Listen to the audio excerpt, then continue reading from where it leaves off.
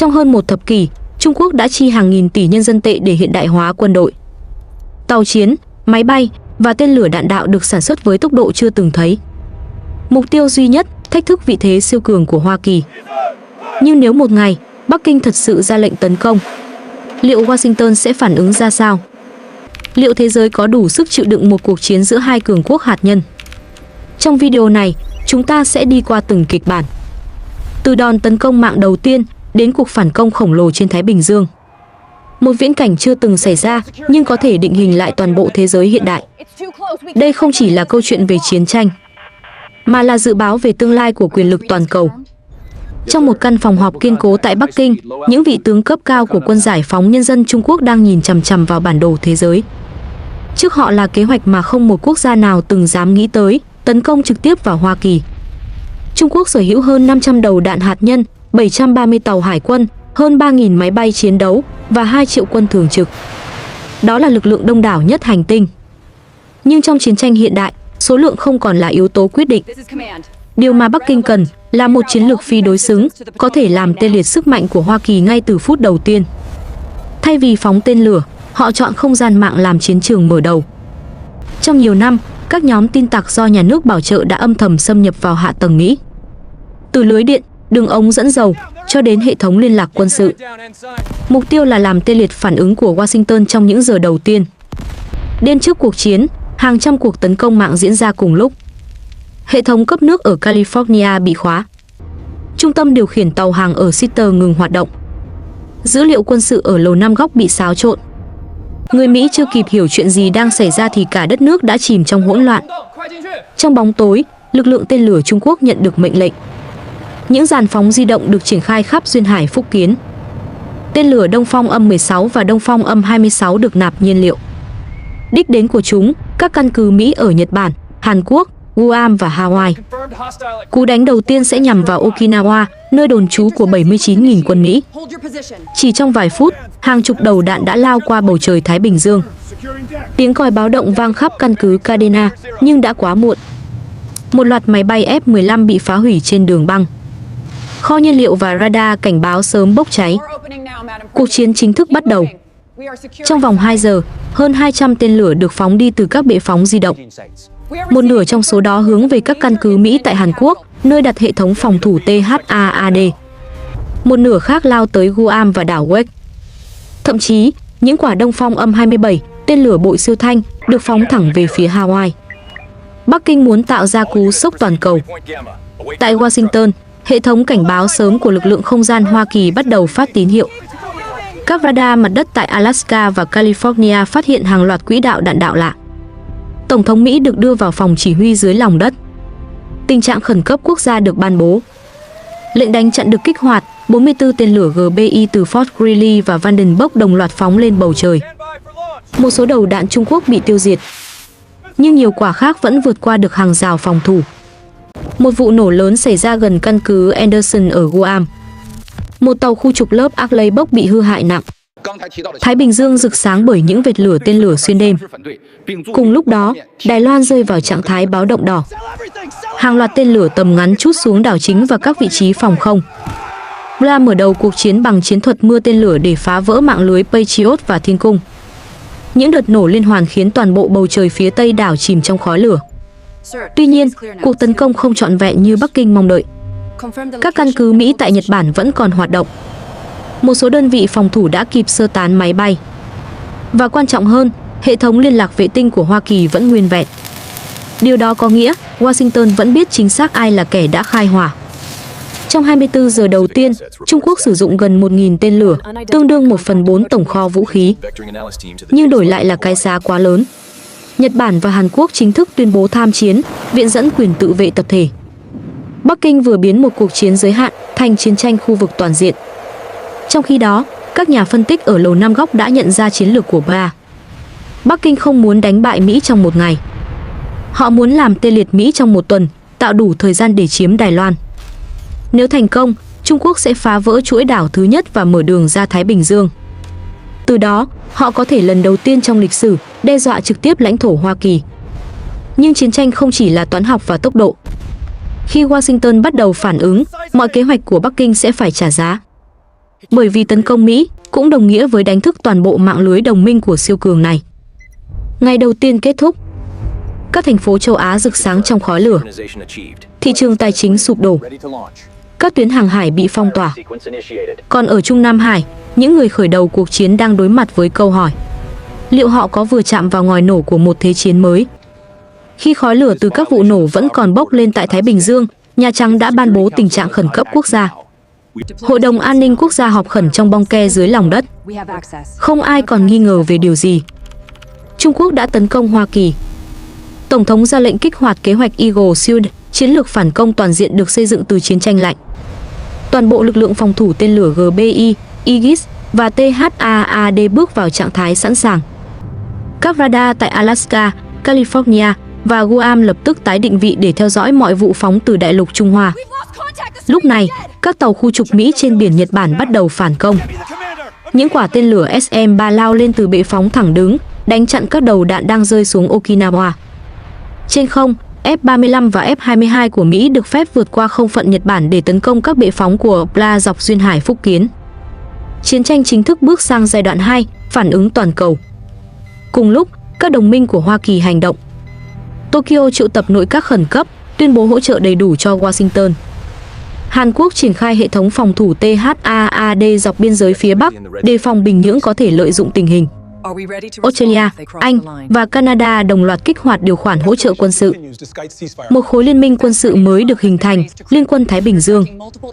Trên mặt trận ngoại giao, Mỹ mở cuộc phản công thứ hai, phong tỏa kinh tế. Chỉ trong vòng 24 giờ, Washington huy động mạng lưới tài chính toàn cầu để đóng băng các khoản giao dịch của Trung Quốc. Hơn 300 ngân hàng bị cắt kết nối khỏi hệ thống thanh toán quốc tế SWIFT. Các tuyến vận tải dầu qua eo biển Malacca bị Hải quân Mỹ kiểm soát chặt chẽ. Những tàu chở dầu từ Ả Rập Saudi, Qatar và Malaysia buộc phải đổi hướng. Kinh tế Trung Quốc bắt đầu nghẹt thở. Trong khi đó, chiến trường Đài Loan biến thành địa ngục. Sau đợt oanh kích phủ đầu, Bla cố gắng đổ bộ lên đảo. Nhưng địa hình phức tạp, bờ biển hẹp, cùng hệ thống phòng thủ nhiều tầng khiến mọi bước tiến đều đẫm máu. Lực lượng phòng vệ Đài Loan sử dụng tên lửa Patriot và Thiên cung để tiêu diệt từng đợt tấn công. Trên biển, các tàu ngầm lớp Virginia của Mỹ bắt đầu vào vị trí. Những quả ngư lôi dẫn đường chính xác đánh chìm hàng loạt tàu đổ bộ. Bên trong phòng tác chiến lầu 5 góc, các tướng lĩnh Mỹ tính toán thời điểm phản đòn chiến lược. Mục tiêu không chỉ là cứu Đài Loan, mà là phá vỡ toàn bộ nhịp tấn công của BA. Tướng Hải quân phụ trách khu vực Thái Bình Dương trình bày kế hoạch Anvil Strike, một đòn phản công hai hướng. Hướng thứ nhất, tấn công mạng để vô hiệu hóa hạ tầng chỉ huy Trung Quốc. Hướng thứ hai, phản pháo bằng tên lửa tầm xa từ tàu ngầm và máy bay ném bom chiến lược B-2. Trong vòng 8 giờ, các máy bay B-2 và B-52 xuất kích từ đảo Guam. Tên lửa hành trình Tomahawk và AGM-158 JASSM được phóng đi hàng loạt, nhắm thẳng vào các căn cứ tên lửa Đông Phong. Từ độ cao 15.000 m, vệ tinh trinh sát Mỹ ghi nhận từng vụ nổ chính xác. Một số căn cứ bị xóa sổ. Các bệ phóng di động bị phá hủy, làm suy yếu khả năng phóng tiếp theo của Trung Quốc. Cùng lúc, trên không gian mạng, chiến dịch Silent Tempest được kích hoạt. Hàng nghìn hacker quân đội Mỹ phối hợp với đồng minh mở phản đòn điện tử quy mô lớn. Các hệ thống kiểm soát giao thông, lưới điện và dữ liệu quân sự Trung Quốc bắt đầu mất ổn định. Một phần mạng lưới vệ tinh bắt đầu bị gián đoạn. Bla mất khả năng định vị và điều phối chính xác cho các phi đội tấn công. Trên biển, hạm đội Thái Bình Dương của Hoa Kỳ tái tổ chức. Các cụm tàu sân bay USS Nimitz, USS Ronald Reagan và USS Carl Vinson tập kết ngoài khơi Philippines. Phía sau họ là hàng chục tàu khu trục, tàu tuần dương và tàu ngầm tấn công hạt nhân. Từng chiếc máy bay F-18, F-35C được chuẩn bị sẵn sàng cho đòn phản công phối hợp. Cả khu vực Thái Bình Dương trở thành một chiến trường khổng lồ của thế kỷ 21. Trong khi chiến sự leo thang, tại Liên Hiệp Quốc, Mỹ trình bày bằng chứng cho thấy Trung Quốc đã phóng tên lửa vào lãnh thổ Hawaii. Hội đồng Bảo an triệu tập khẩn cấp. Các đồng minh NATO đồng thuận rằng một cuộc tấn công vào Hoa Kỳ là tấn công vào toàn khối. Điều 5 của Hiệp ước Bắc Đại Tây Dương được viện dẫn. NATO chính thức bước vào cuộc chiến. Đối với Bắc Kinh, tình hình trở nên nguy cấp. Các tuyến thương mại bị cắt đứt. Dự trữ dầu mỏ giảm mạnh. Trong nước, thị trường chứng khoán sụp đổ và các tập đoàn sản xuất bị tê liệt vì thiếu nguyên liệu. Lần đầu tiên trong nhiều thập kỷ, Trung Quốc đối mặt với một khủng hoảng kép, chiến tranh ngoài mặt trận và suy sụp trong nước. Trong khi đó, các các nhà hoạch định quân sự Mỹ nhận ra một cơ hội chiến lược. Bla đang sa lầy tại Đài Loan, đúng như kịch bản mà họ từng dự đoán. Những đợt đổ bộ liên tiếp thất bại, hàng ngàn binh sĩ bị kẹt trên bãi biển. Không quân Bla thiếu nhiên liệu và các căn cứ tiền phương bị tấn công liên tục. Giờ đây, Washington chuẩn bị cho đòn phản công quyết định. Từ căn cứ không quân Anderson, các phi đội ném bom hạng nặng tập hợp. Từ biển, tàu sân bay Mỹ mở cửa khoang chứa. Trên không, radar và vệ tinh định vị từng mục tiêu chiến lược của Trung Quốc. Tổng thống Mỹ ký lệnh cuối cùng trong tiếng im lặng của căn phòng chỉ huy. Mở chiến dịch Iron Vortex. Thái Bình Dương bắt đầu rung chuyển. Các máy bay ném bom B-2 lao đi trong đêm, tỏa sáng giữa bầu trời đen.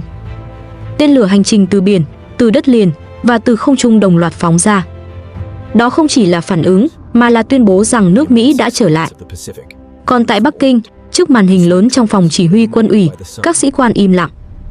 Không ai nói một lời. Vì họ hiểu, kể từ khoảnh khắc này, cuộc chiến đã vượt khỏi mọi toan tính ban đầu. 2 tuần sau khi Trung Quốc khai hỏa, chiến tranh đã vượt khỏi tầm kiểm soát. Eo biển Đài Loan biến thành vùng biển chết. Hàng trăm tàu bị đánh chìm. Bầu trời đặc kín máy bay từ cả hai phía. Bla cố gắng duy trì nhịp tấn công, nhưng nguồn nhiên liệu, đạn dược và chuỗi tiếp vận đang cạn dần. Trong khi đó, Hoa Kỳ và các đồng minh đã hoàn tất khâu chuẩn bị. Từ Ấn Độ Dương, Đại Tây Dương cho đến Bắc Thái Bình Dương, những đoàn tàu sân bay khổng lồ đồng loạt di chuyển. Trọng tâm là chiến dịch Rapid Dragon, công nghệ triển khai tên lửa hành trình từ máy bay vận tải. Từng chiếc C-17 Global Master và MC-130J bay ra khỏi Nhật Bản, Hàn Quốc, Guam và Australia. Cửa khoang hàng mở ra. Những pallet chứa tên lửa AGM-158GASSM trượt xuống không trung, kích hoạt và lao đi. Hàng trăm đầu đạn hành trình rơi như mưa xuống các căn cứ Pla ở Phúc Kiến, Quảng Đông và đảo Hải Nam. Trên màn hình radar của Trung Quốc, tín hiệu cảnh báo dày đặc. Hệ thống phòng không HQ-9 và S-400 hoạt động hết công suất, nhưng không đủ. Một loạt kho đạn, căn cứ hậu cần và đường băng bị phá hủy. Các phi công Pla mất điểm xuất phát, buộc phải cất cánh từ sâu trong nội địa. Thế chủ động trên không chính thức đổi chiều. Cùng lúc, Liên quân Thái Bình Dương, gồm Mỹ, Nhật, Anh, Pháp, Canada và Australia, khởi hành từ biển Philippines.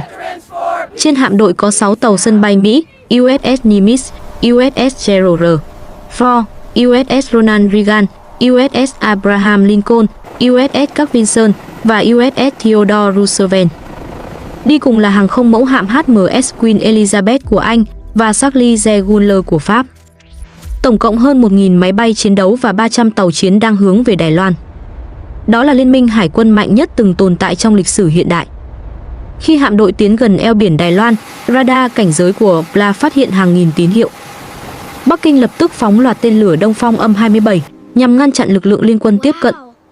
Nhưng lần này, các hệ thống Aegis trên tàu chiến Mỹ đã sẵn sàng. Những quả SM-6 lao lên trời, đánh chặn hầu hết đầu đạn. Một vài quả lọt qua, gây thiệt hại nhỏ cho 2 tàu khu trục, nhưng không thể cản dòng tiến quân khổng lồ. Trên không, cuộc chiến trở nên dữ dội. Các phi đội F-35 Lightning II, Typhoon của châu Âu và Rafale của Pháp tạo thành tường lửa di động. Chúng đè bẹp từng đợt J-16 và J-20 của Trung Quốc. Từng chiếc uy long rơi trong ánh chớp lửa khi radar tăng hình không còn đủ khả năng che giấu trước công nghệ cảm biến thế hệ mới của Liên quân. Tại Bộ Chỉ huy Trung Nam Hải, các tướng lĩnh Pla bắt đầu hiểu rằng thế trận đã đổi. Chiến tranh mạng không còn hiệu quả. Tuyến tiếp vận bị cắt. Và bây giờ, chiến trường đang dịch chuyển ngược từ Đài Loan về phía đại lục. Trong đêm, hạm đội Liên quân mở đợt tấn công lớn nhất chiến dịch. Từ tàu sân bay, hàng loạt Pha-18 và F-35C cất cánh. Tên lửa chống hạm Harpoon và LRASM bay là làm mặt biển, nhắm vào các tàu khu trục Type 055 và Type 052D của Trung Quốc. Trên mặt nước, các tàu ngầm tấn công lớp Virginia và Astute phóng ngư lôi Mark 48. Những cột lửa cao hàng trăm mét bốc lên từ giữa biển. Chỉ trong vài giờ, hơn một nửa hạm đội Pla bị loại khỏi vòng chiến. Ở dưới lòng biển, tàu ngầm Mỹ hoạt động trong vùng nước sâu phía đông Đài Loan. Từ đó, chúng có thể tấn công mà không bị phát hiện. Từng quả ngư lôi lao đi trong im lặng, chấm dứt cuộc kháng cự của những tàu còn sót lại. Các vệ tinh Mỹ ghi lại hình ảnh, toàn bộ bờ biển Phúc Kiến chìm trong ánh sáng của các vụ nổ. Trên đất liền, quân đội Đài Loan phản công mạnh. Họ sử dụng UAV cảm tử, pháo phản lực và tên lửa hành trình để đánh phá cầu cảng và hậu cần Pla. Các đơn vị Trung Quốc bị cô lập, cạn nhiên liệu, mất liên lạc.